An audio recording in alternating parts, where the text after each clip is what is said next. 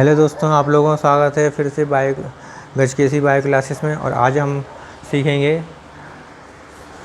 पत्तियों द्वारा कायिक जनन। पहले हमने इससे पहले देखा था जड़ों द्वारा कायिक जनन। जड़ों द्वारा कायिक जनन में क्या था कि जो पौधे थे उनकी जड़ों से नए पौधे का जन्म होता था, नए पौधे का जन्म हो जाता था, और जिस स्थान से नए पौधे का जन्म होता था वहीं से जड़ें भी निकलती थीं।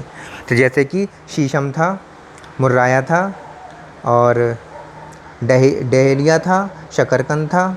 तो ये सारे एग्जाम्पल किसके थे? जड़ों द्वारा कायिक जनन के थे। इस बार आज के सेशन में हम देखेंगे पत्तियों द्वारा कायिक जनन। पत्तियों द्वारा कायिक जनन का मतलब है कि पत्तियों में से नए पौधे का निर्माण होना, नए पौधे का जन्म होना, तो पत्तियों द्वारा कायिक जनन कहलाता है। इसके उदाहरण हैं ब्रायोफिल्लम, कैलेंचो, बिगोनिया। ये इनके पत्तियों द्वारा कायिक जनन के उदाहरण हैं।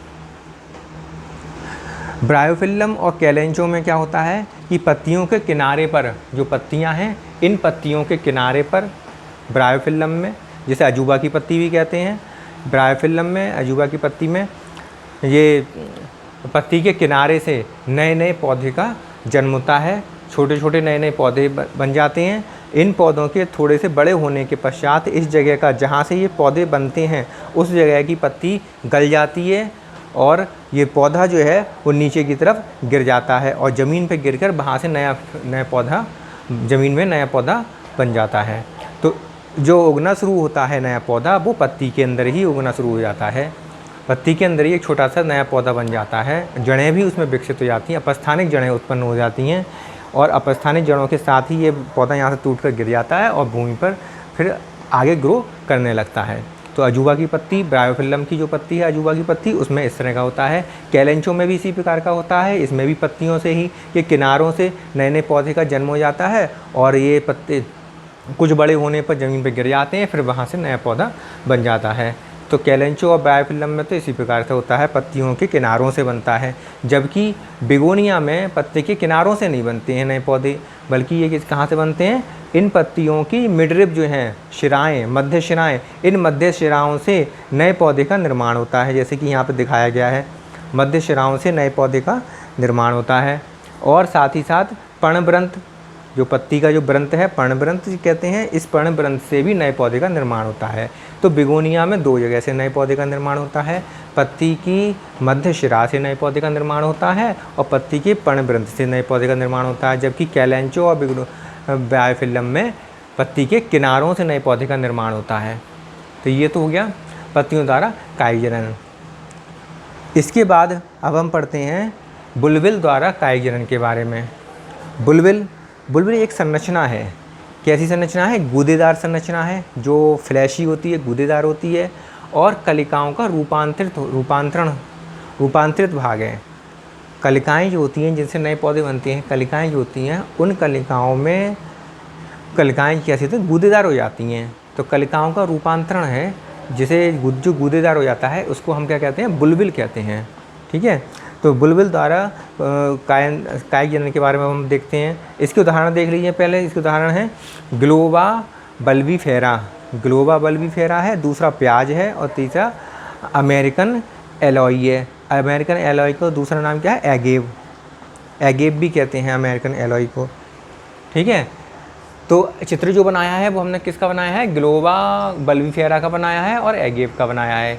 ग्लोबा बल्बीफेरा में देख लीजिए, उसमें ग्लोबा बल्बीफेरा में पत्ती के वहाँ किनारे से बुलबिल निकल रहा है, फ्लैशी रूपांतरित कलिकाओं का जो बना हुआ फ्लैशी बुलबिल निकल रहा है, और बुलबिल से टेंडिल्स निकल रहे हैं।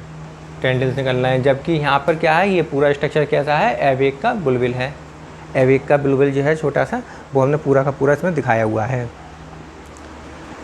तो बुलबिल क्या होते हैं? गूदेदार रूपांतरित पुष्प कलिकाएँ होती हैं, जो कायिक परिवर्तन करके अंग का निर्माण करती हैं। इनसे क्या होता है? कायिक जनन द्वारा अंग का निर्माण, पौधे के अंग का निर्माण होता है या पौधे का निर्माण होता है। ग्लोबा बल्बीफेरा में क्या होता है कि पुष्पक्रम, जो पुष्पक्रम है, उस पुष्पक्रम के निचले भाग से बुलबिल बनता है। पुष्पक्रम ग्लोबा बल्बीफेरा के पुष्पक्रम के निचले भाग से, यहाँ निचला भाग जो होता है उससे पुष्पक्रम का जो निचला भाग होता है उससे बुलबुल का निर्माण होता है, जबकि अमेरिकन एलॉय में या मतलब एवेक में बुलबुल का निर्माण कैसा होता है, प्रकलिकाएँ मिलती हैं उनसे बुलबुल का निर्माण होता है। और ये प्रकलिकाएँ या बुलबुल जो होती हैं मदर पौधे से, जो मातृ पौधा है, मुख्य प्लांट जो है, उस मुख्य प्लांट से अलग हो जाता है और अलग होकर ज़मीन पर गिरकर नए पौधे का निर्माण कर लेते हैं। ऐसे ही इसका एक और उदाहरण है डायोस्कोरिया बल्बीफेरा। ये तो है ग्लोबा बल्बीफेरा। एक और उदाहरण है डायोस्कोरिया बल्बीफेरा की जो जंगली प्रजाति होती है उसमें भी डायोस्कोरिया बल्बीफेरा की जंगली प्रजाति होती है, उसमें भी बुलबुल पाया जाता है। लिलियम बल्बीफेरा की में भी प्रकलिकाएँ पत्ती के अक्ष से निकलती हैं। प्रकलिकाएँ मतलब बुलबुल जो होती हैं वो पत्ती के अक्ष से निकलती हैं। पत्ती का अक्ष जानते हो, तो पत्ती जहाँ से जुड़ी होती है वहाँ से पत्ती के अक्ष से निकलती हैं। खट्टी बूटी में बुलबुल कंदिल मूल के फूले हुए भाग से निकलती हैं। कंदिल मूल का मतलब क्या है, जो जड़ें होती हैं, जो फूली हुई जड़ें जो होती हैं उनसे निकलती हैं। किस में? खट्टी बूटी में। खट्टी बूटी में जो जड़ें, हमने खट्टी बूटी का चित्र बनाया था, उसमें जड़ें बताई थी, उस जड़ों में फूली हुई जो जड़ें होती हैं, खट्टी बूटी की फूली हुई जो जड़ें होती हैं उनसे बुलबुल बनता है। उन बुलबुल से नए पौधे का निर्माण होता है। ठीक है, इस प्रकार इसके हमने कितने उदाहरण बता दिए। ग्लोबा बल्बीफेरा बता दिया, प्याज बता दिया, अमेरिकन एलॉय या एवेक बता दिया, डायोस्कोरिया बल्बीफेरा बता दिया, और उदाहरण इसका लिलियम बल्बीफेरम है और खट्टी बूटी है। ये सारे के सारे उदाहरण किसके हैं? बुलबुल द्वारा कायिक जनन द्वारा इसके उदाहरण हैं। ठीक है, तो यहाँ तक आपका समाप्त हो जाता है। सारे के सारे कायिक जनन के बारे हमने आज आपको बता दिया है। कायिक जनन कंप्लीट हो गया है। इसके बाद अब आता है लैंगिक जनन। लैंगिक जनन के बारे में हम बता दे रहे हैं थोड़ा सा कि लैंगिक जनन जो होता है उसमें दो विपरीत पेरेंट्स की आवश्यकता होती है। दो विपरीत पेरेंट्स की आवश्यकता होती है। उन पेरेंट्स से के मिलन से या उनसे बनने वाले युग्मक के संलयन से लैंगिक जनन संपन्न हो पाता है। तो युग्मक जनन, पहले तो युग्मक जनन होता है, अर्थात युग्मक का निर्माण होता है। युग्मक निर्माण मतलब मेल से स्पर्म बनेंगे और फीमेल से ओवा बनेगा। तो ये नर मादा और जो नर युग्मक और मादा युग्मक का जो निर्माण होता है वो युग्मक जनन के अंतर्गत आता है। इसके बाद इन दोनों का मिलन होगा, मतलब दोनों का निषेचन होगा, फर्टिलाइजेशन होगा। इस क्रिया में क्या होता है, नर जो होता है वो मादा युग्मक के साथ संपर्क में आता है और इन दोनों का फ्यूज़न हो जाता है। नर युग्मक जो होता है वो हैप्लॉइड होता है, अगुणित होता है। मादा युग्मक भी हैप्लॉइड होता है, अगुणित होता है। लेकिन जब दोनों का संलयन हो जाता है तब जो युग्मक बनता है, युग्मनज बनता है। युग्मनज जो बनता है या जायगोट जो बनता है वो द्विगुणित होता है, अर्थात 2n उसमें द्विगुणित होता है, अर्थात गुणसूत्री संख्या डबल हो जाती है। इसके बाद भ्रूण जनन का कार्यक्रम आता है, भ्रूण जनन होता है।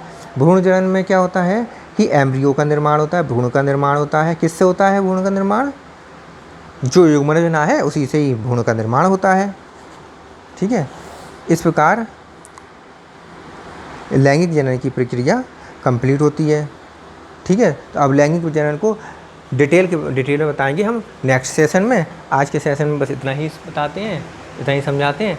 तो हमारा सेशन में अच्छा आपको लगा हो, आज का समझ में आया हो तो आप इसे लाइक कर दें, शेयर कर दें, और नए सब्सक्राइब हो, आप नए हों आज हमारे जो चैनल पर आए हों तो इसे मेरे चैनल को सब्सक्राइब कर लें। ठीक है, और मेरे वीडियो को लाइक और शेयर ज़रूर कर दें। धन्यवाद।